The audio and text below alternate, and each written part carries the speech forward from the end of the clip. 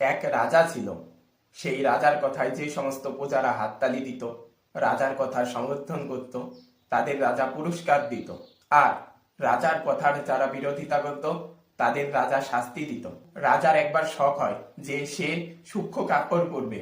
তো রাজ্যে ঢেরা পিটানো হয় যে যে তাঁতি সব থেকে সূক্ষ্ম কাপড় তৈরি করে দিতে পারবে তাকে রাজা পুরস্কার দেবে।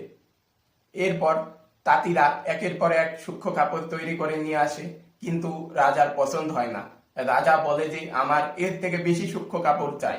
এরপর এক চালাক তাঁতি এই কথা জানতে পারে এবং সে রাজাকে বলে যে আমি সব থেকে সূক্ষ্ম শাড়ি তৈরি করে এনে দিতে পারবো, তবে সেটা যে পাপ করেছে বা যে মিথ্যে কথা বলেছে জীবনে, সে খালি চোখে দেখতে পারবে না। তাঁতি তো চালাক, সে জানে যে প্রত্যেকের জীবনে একবার না একবার মিথ্যে কথা বলেছে। তো সে বাস্তবে কোনো কাপড় না নিয়ে এসে রাজাকে কাল্পনিক ভাবে কাপড় পরিয়ে দেয়, কিন্তু বাস্তব কাপড় রাজার গায়ে ছিল না। তারপর রাজা উলঙ্গ অবস্থায় রাস্তায় হাঁটতে শুরু করে, সকলে হাততালি দেয়, কিন্তু কারো বুকে সৎ সাহস ছিল না সত্যি কথা বলার।